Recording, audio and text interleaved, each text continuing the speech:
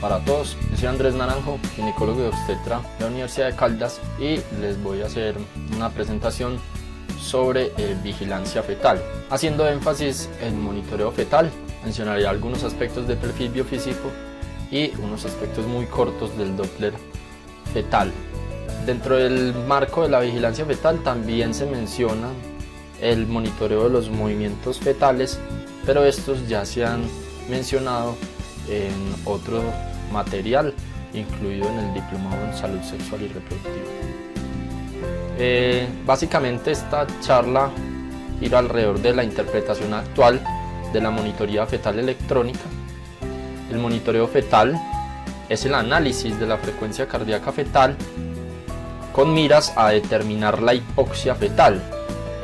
Por disminución de las concentraciones de oxígeno en el feto hay activación del simpático que impacta sobre la actividad cardiovascular que se refleja para nosotros en la frecuencia cardíaca fetal. Todo esto inmerso en redistribución de flujo y en movilización de reservas de glucógeno en el feto. Dentro de la nomenclatura en la descripción de la actividad uterina encontramos que lo normal es 5 contracciones o menos en un periodo de 10 minutos, en un promedio de 30 minutos.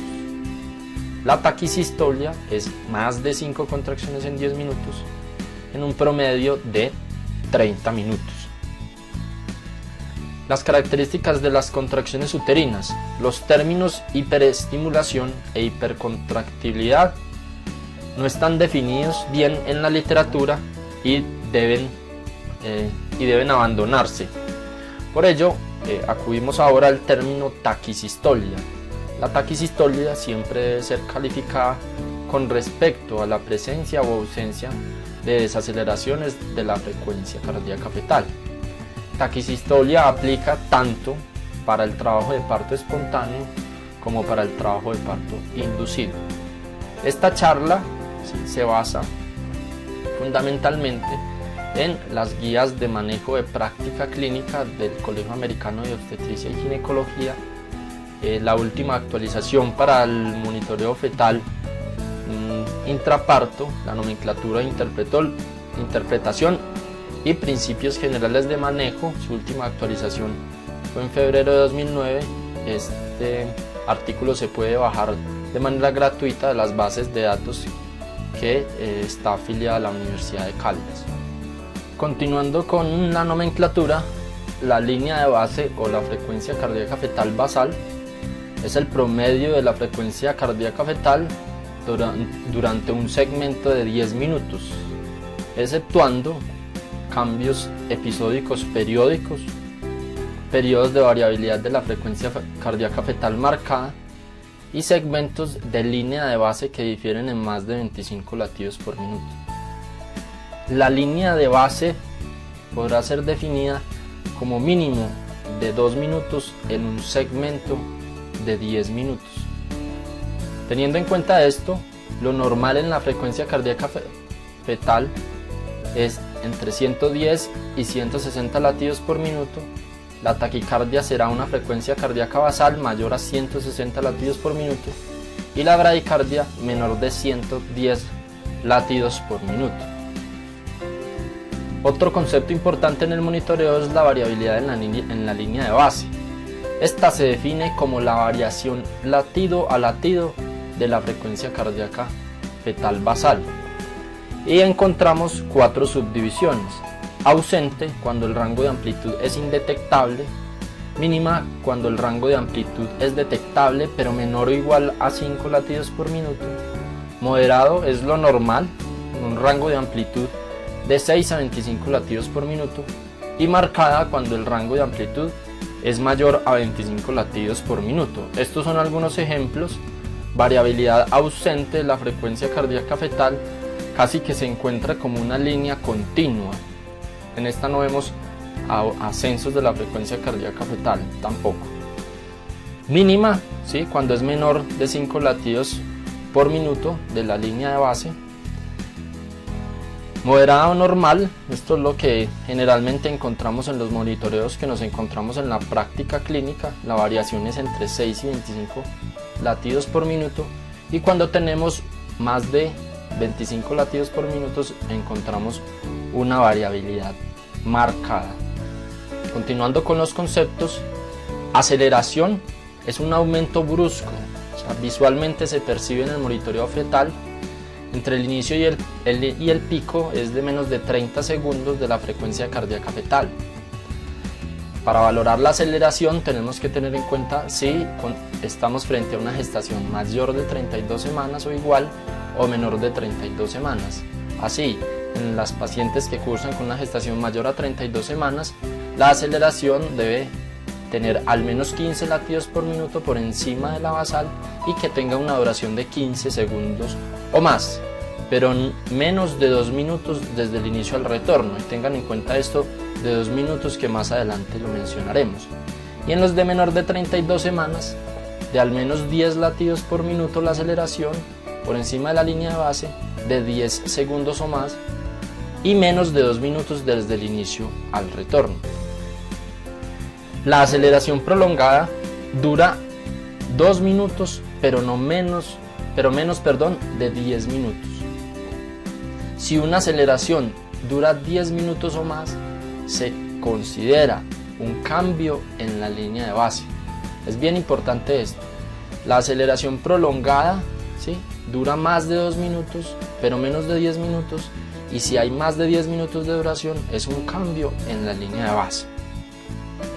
Un ejemplo de aceleración es este, en el cual la línea de base abruptamente vemos el inicio, ¿sí?, tenemos un acné, ¿sí?, que se le da la parte más alta en la aceleración y hay un retorno a la línea de base.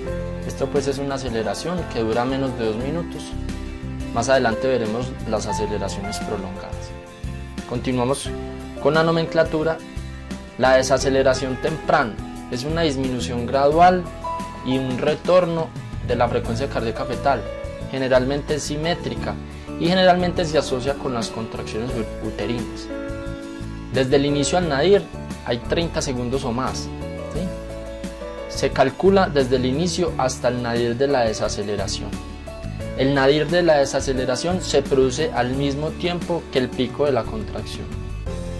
¿Qué facilita el reconocerla? Que en la mayoría de los casos la aparición, el nadir y la recuperación de la desaceleración son coincidentes con el comienzo, el pico y final de la contracción respectivamente, lo que siempre hemos conocido como las desaceleraciones en espejo, y este es uno de los ejemplos, ¿sí?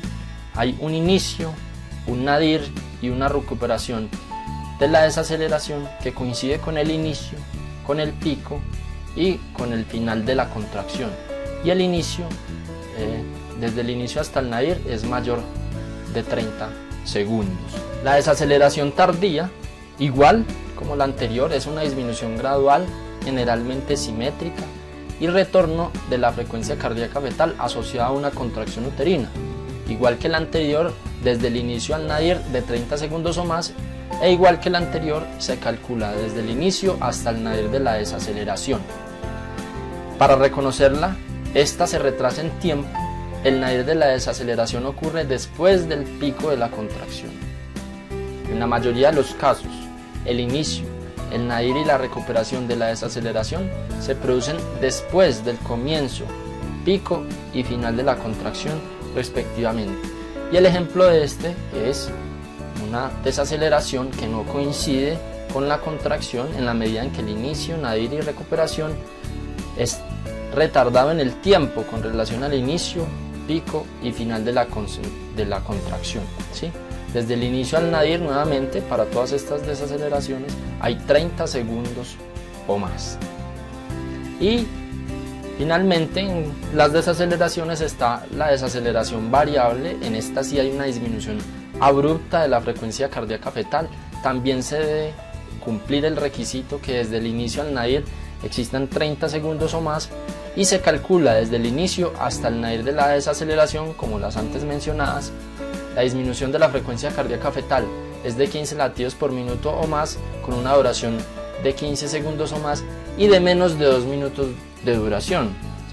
Aquí se persiste ese concepto de menos de 2 minutos, Si es más de 2 minutos hablaríamos de una desaceleración prolongada, y si es más de 10 minutos hablaríamos de un cambio en la línea de base. Cuando las desaceleraciones variables se asocian con las contracciones uterinas, su aparición, profundidad y duración comúnmente varían en las sucesivas contracciones uterinas. La desaceleración variable, ¿sí?, suele tener formas distintas entre una y otra. Pueden o no guardar relación con la contracción uterina, como lo vemos acá, ¿sí? Es una disminución abrupta que es visualmente aparente, ¿sí?, de menos de 30 segundos, con disminución de 15 latidos o más por más de 15 segundos, pero menos de 2 segundos. Las desaceleraciones variables son muy frecuentes en el seguimiento de los trabajos de parto. Las desaceleraciones variables recurrentes son indicativas de que ha habido compresión del cordón umbilical y debe tratar de corregirse la causa. Las desaceleraciones variables ocasionales, ¿sí?, son muy frecuentes que ocurran, y en la medida en que no sean recurrentes no se asocian con ningún efecto en el recién nacido desde el punto de vista del Apgar o acidemia fetal al nacer.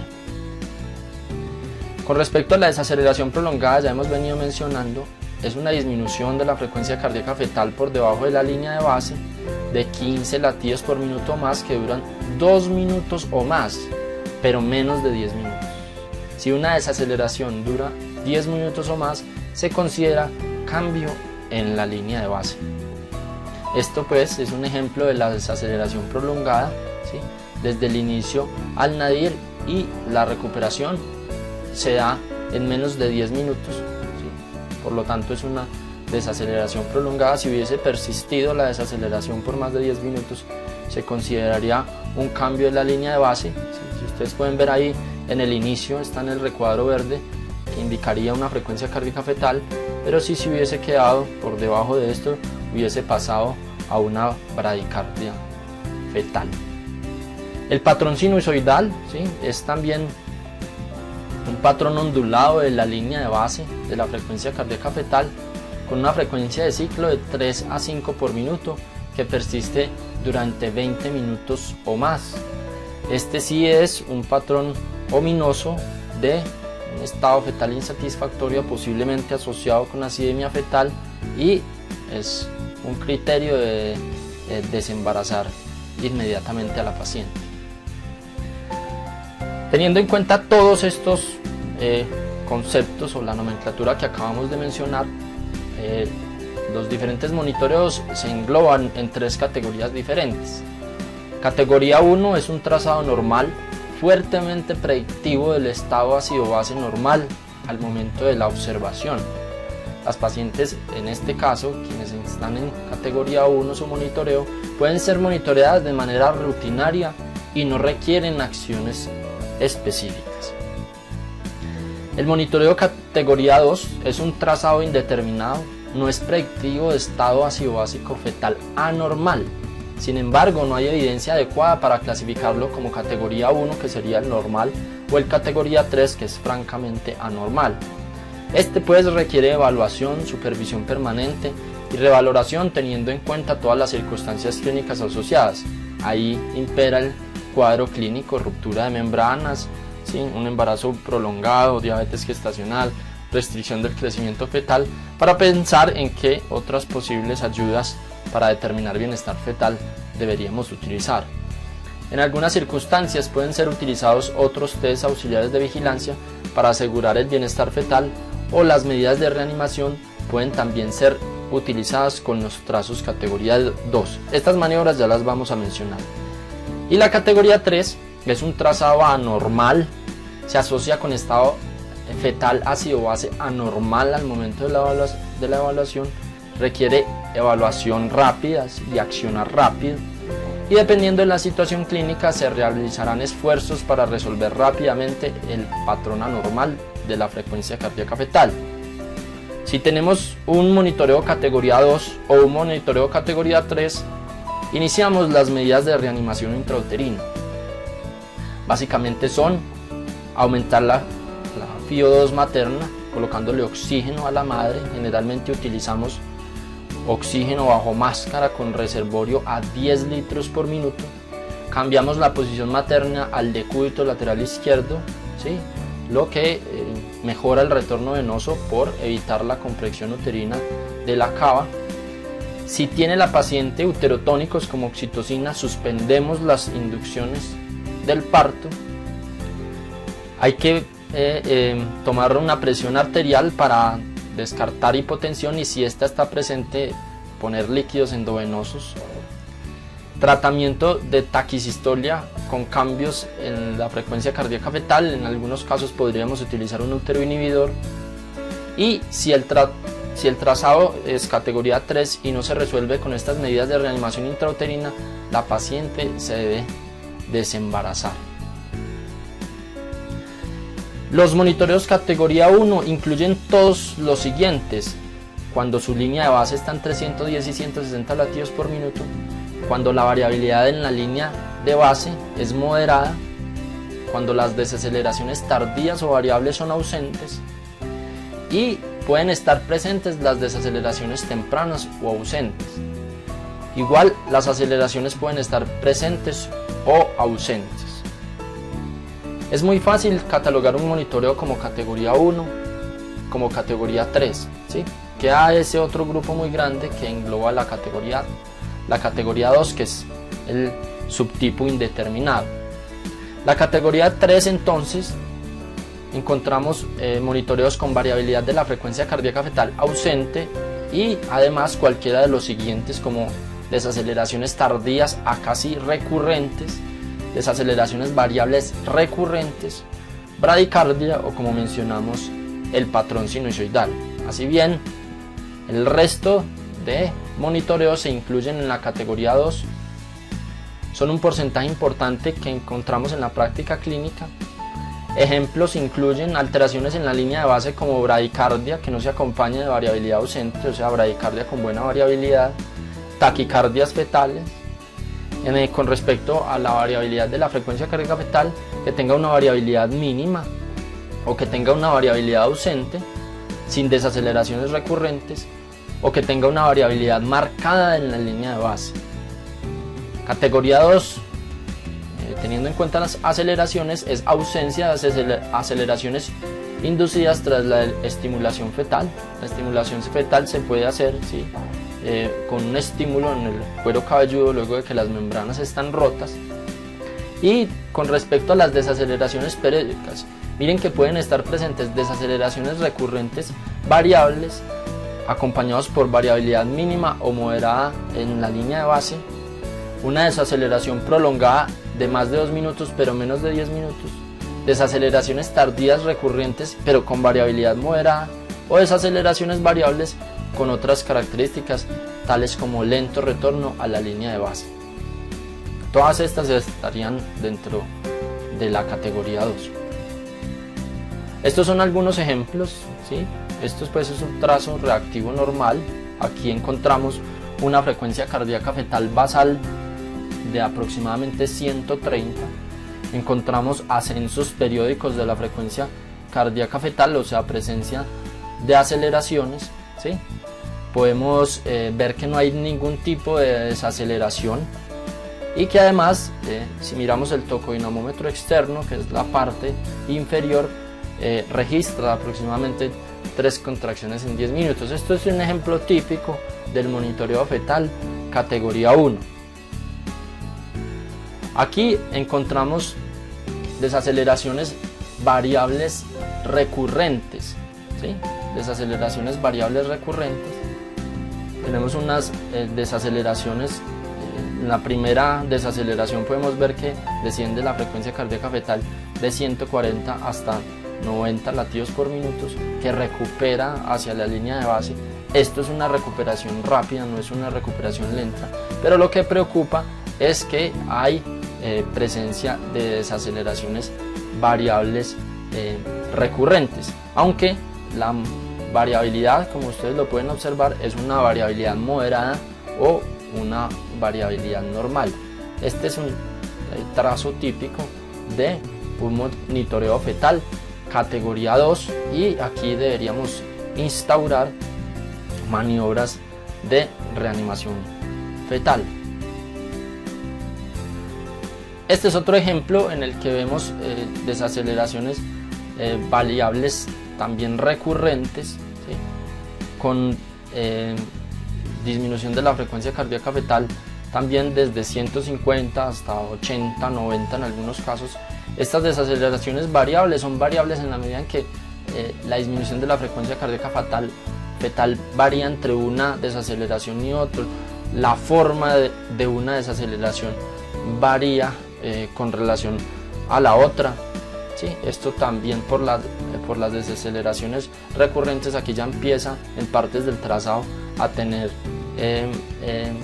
impacto sobre la variabilidad, ¿sí?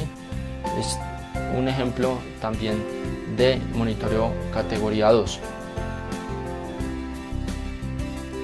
Estas son desaceleraciones tardías, como mencionábamos, el inicio, ¿sí? El pico, el nadir, el inicio, el nadir y la recuperación es tardío con respecto al inicio, al nadir y a la recuperación de la contracción.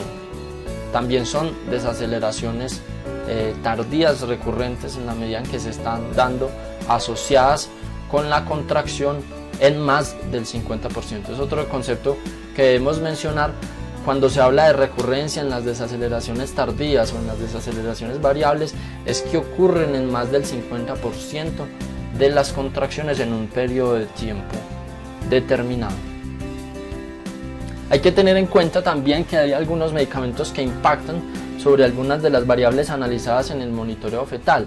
Es así como los narcóticos, sí, que pueden estar presentes en pacientes a las cuales se les coloca analgesia peridural, o algunos médicos utilizan para yugular el dolor en el trabajo de parto. Pueden tener efectos como disminución en la variabilidad o el descenso en la frecuencia de las aceleraciones, ¿sí? La cocaína, otro ejemplo, tiene disminución en la variabilidad a largo plazo. Los corticosteroides, que muy frecuentemente se usan como maduradores fetales, disminuyen la variabilidad de la frecuencia cardíaca fetal con la betametasona, que es la más usada, no con la dexametasona. Generalmente acaban con el ritmo fetal diurno, incrementan, su efecto se incrementa o es mayor en 29 semanas de gestación y más. El sulfato de magnesio, que lo utilizamos en pacientes que tienen trastornos hipertensivos tipo preeclampsia con premonitorios presentes, tienen una disminución en la variabilidad a corto plazo y una disminución insignificante clínicamente de la frecuencia cardíaca fetal, ¿sí? También tiene algún efecto sobre las aceleraciones, principalmente en gestaciones avanzadas. La terbutalina, que se ha usado como un útero inhibidor, todos sabemos, incrementa la línea de base de la frecuencia cardíaca fetal y puede llevar a una taquicardia fetal. La acidobudina, que es uno de los medicamentos que se da en pacientes que tienen VIH positivo y gestación, no tiene ningún impacto sobre la línea de base, ni la variabilidad, ni en el número de aceleraciones o desaceleraciones. Aquí hay algunos ejemplos, ¿sí? Esta es una línea de base que muestra una clara taquicardia. La línea de base está por encima de 160 latidos por minuto. Esto es una desaceleración prolongada. Este ejemplo pues ya lo había mostrado antes. Dura menos de 10 minutos, pero dura más de 2 minutos. En la discusión pues estaré atento a las preguntas que se puedan hacer alrededor del monitoreo fetal. Aquí les voy a hacer unas menciones muy cortas. Como les he mencionado, algunas de estas cosas ya se han mostrado en otros materiales pues, que se han aportado para el diplomado. El perfil biofísico es un método clínico no invasivo, fácil de aplicar, que evalúa que el feto tenga un aporte adecuado de oxígeno. Como ven, todas estas pruebas de bienestar fetal lo que buscan es predecir un aporte inadecuado de oxígeno en el feto. Entonces, así el objetivo del perfil biofísico también será detectar la acidemia fetal, que es el evento más común como causa de muerte fetal.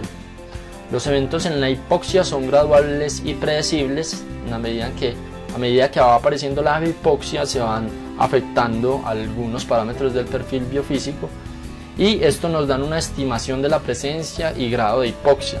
El 70-90% de las muertes fetales tardías presentan evidencia de compromiso agudo o crónico. Por lo tanto, el perfil biofísico es una herramienta para la intervención oportuna.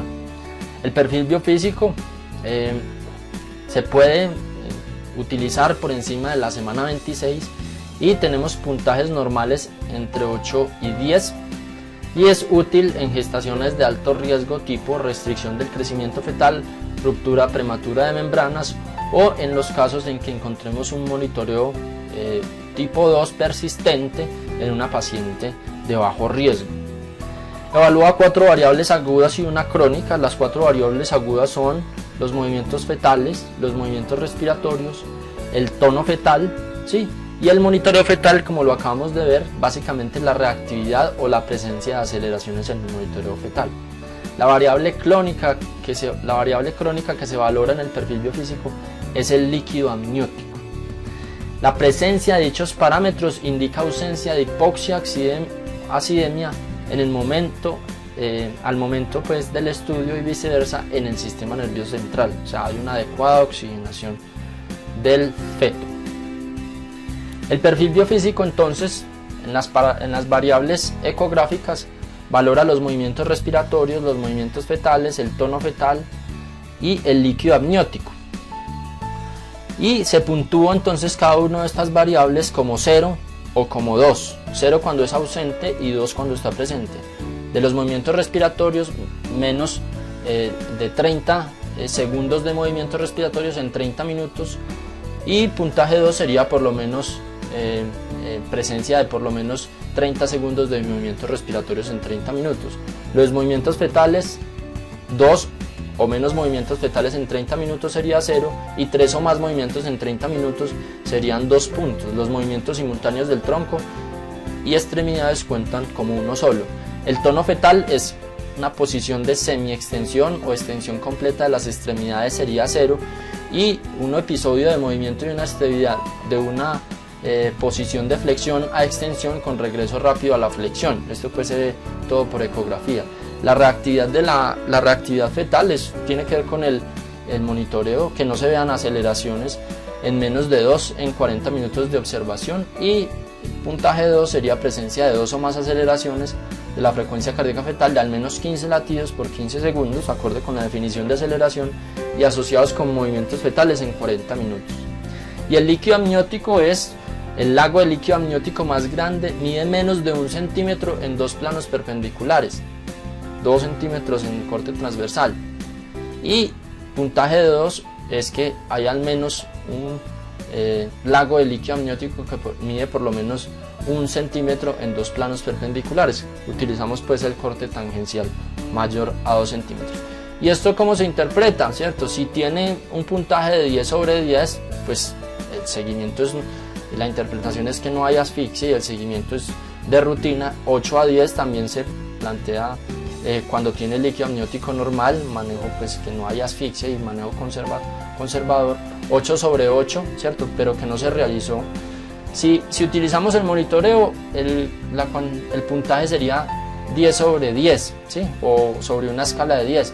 Pero si no utilizamos el monitoreo, que se llama perfil biofísico modificado, entonces sería sobre 8. Entonces si no se realiza y da 8 sobre 8, no es asfixia, el manejo también es de rutina en el seguimiento.